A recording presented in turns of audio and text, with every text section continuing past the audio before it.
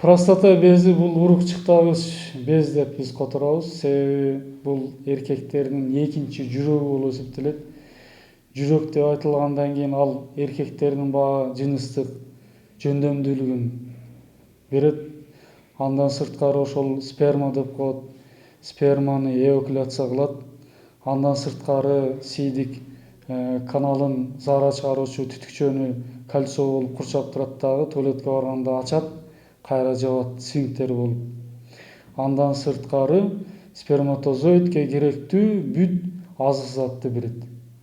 Ошон үчүн биз простатаны эркектердин экинчи жүрөгү деп коебуз. Бул жүрөк сезгенүүсү эмне? Бул багындай ачык айтканда тукум менен арка тештин ортосунда жайланышат. Ар кандай эркек жерге отурганда 1,5-2 сантиметр ошо жерге жакын болот. Ошон үчүн эркектер муздакка, сызга, жерге отурса, ал суук таасир этип, баягы простатага бара турган тамырлар кичинерип, сужение болуп, кан айлануу бузулат. Ошонун негизинде простатит болушу мүмкүн.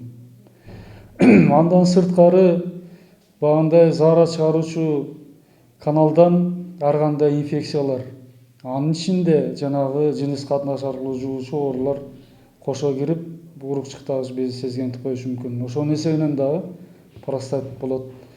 Андан сырткары кийинки дагы маселе айтып өттүм, тамеки, насвай, кальяндын зыяны, ичимдиктин зыяны. Бир тамеки же бир насвай чеккенде анын составында никотин простатага бара турган кан тамырлардын 45-50% сужение кылат, кысат. Биз айттык, простата эркектердин экинчи жүрөгү деп. Мисалга айтканда машинанын мотору дегендей. Моторго бара турган бензин трубканын жарымын бууп койсок, ал мотор түзгө же ылдыйышка тартышы мүмкүн. Жогоруга тартпайт.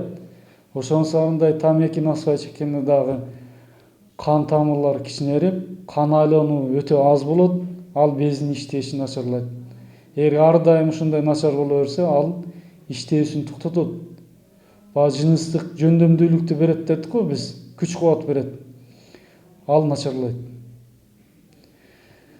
Андан сырткары ошол биздин оозубуздан түшкөн ар кандай зыяндуу тамак аштар, кошулма боектор, краскалар ошол бездин иштешин начарлатат. Ошонун эсебинен да простатит болот. Эми ушул маселелерди кантип чечүү керек? Бул маселелерди чечүү үчүн баягы 873 токтом боюнча ар бир жаш жубай үйлөнөрдөн алдын мурда бизге кайрылыш керек. Андан сырткары деле эркектер үйлөнөрдөн мурда 1-1,5 ай мурда бизге кайрылыш керек. Өзүң бир сыйра ошондой простатит барбы, жокпу, уруктун жөндөмдүүлүгү кандай, баягы заара чыгаруучу каналда инфекциялар, шамалдаш, воспаление барбы, жокпу, ошону текшертип алыш керек. Мына бизге 2019 3 айга 8 жаш жубай өзүнчө кайрылды. Биз ал кайрылганда биз мактайбыз аны. Азаматсың. Келечекте сенин үй бүлөңдө көйгөй болбойт депчи. Бүт маселени айтабыз. Алар багында дос чоросунан ал жак бул жактан угуп кайрылгандар. 8 бул аз. Мен айтар элем, бүт жаш жубай кайрылыш керек. Бекер кеңеш алыш керек. Сексологиялык өзгөрүүлөрдү, белгилерди алып келиши мүмкүн. Ошон үчүн бул маселе дагы өтө көйгөй жаратат. Ал тууралуу биздин борбор, адам репродукция борбору мектептерге, жогорку класста окугандарга, вуздарга чейин барып, бекер ушул агартуу иштерин жүргүзөбүз, лекцияларды окуйбуз, семиналарды өткөзөбүз.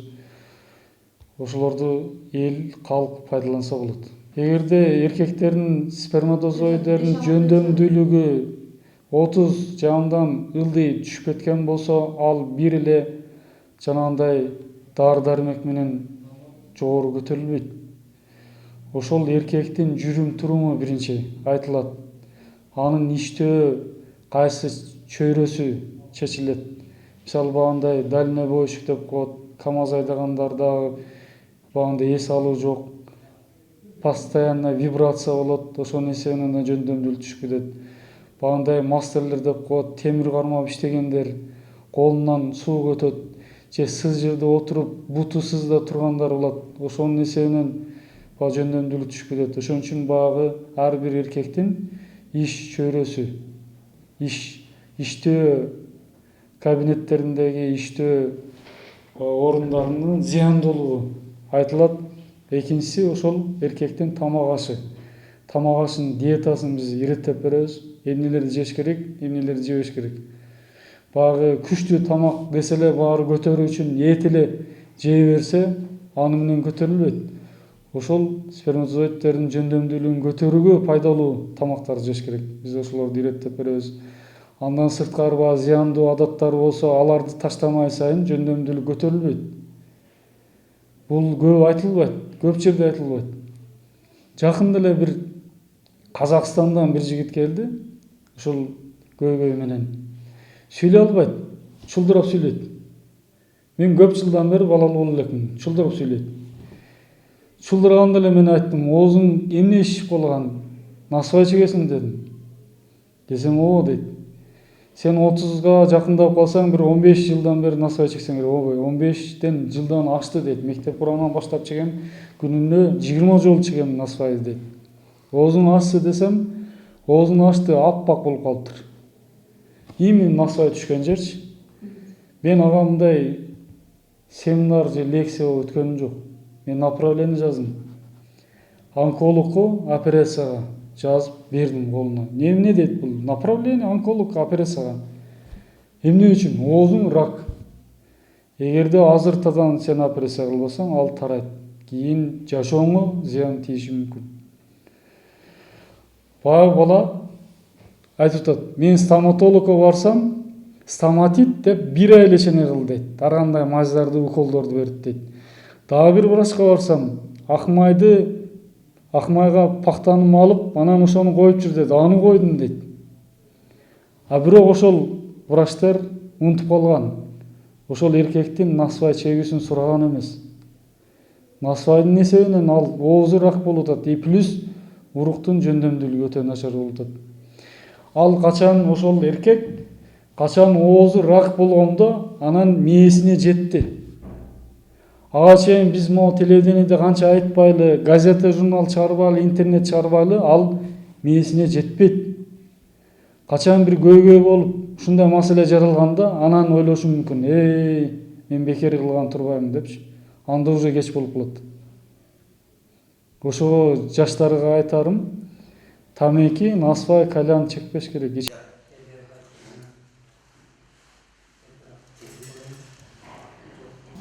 Анан кийин каалаган кылса болот деген демекчимин. Эми жана биз кальян ошол кальян сатып аткандардан сурадык, зыяны жок дейт. Даже инструкция кылып чыгарып коюптур, зыяны жок депчи. Бул жаштарга өтө начар тарбия. Ал мен айтып өттүм, микронаркотик болуп эсептелет. Микронаркотик болгондон кийин анын ичинде дагы химиялык заттар өтө көп. Ал организмге зыян, өтө зыян.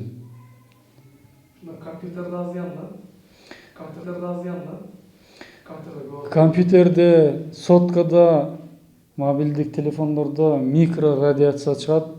Ал радиация сперматозоидтердин жөндөмдүүлүгүн, активдүүлүгүн начарлатат. Зыян. Илгери СССР деген мамлекет болгондо, ошол мамлекетте бизде ламповый телевизор деп коет. Ламповый телевизор колдонгонбуз. Анын радиациясы азыркы цифровой багындай аппараттарга караганда анын радиациясы 100 эсе аз да. Бирок ошол 100 эсе аз болсо да биздин ата-энебиз телевизор зыян деп үстүн жаап коет эле. Материал менен жаап, а жаш балдарга, окуучуларга 6-дан 6:15ге чейин, 8:45-тен 9га чейин мультфильм же спокойной ночи гана көрөт элек. Калган учурда зыян эле. Анда СССР мамлекети ушундай баарын эсептеп чыгарган эле. Азыр бизде кандай болот? Азыр төрөлгөн бала сотка менен чоңоюп атат. Мектеп окуучуларынын 1-класстан баштап баарында сотка бар. Келечекте мен айтып өттүм, алардын багындай бала жасоо жөндөмдүүлүгү өтө начар болот. Зыян. Мына биздин адам репродукция борбору город Ошто жайланышкан, ориентир Фрунзенский базарчик, же болбосо Горгаздан күн батышка кеткен көчөнүн башында. Жунусов көчөсү 51. Мурдагы брак и семья поликлиникасы, азыркы адам репродукциясы борбору.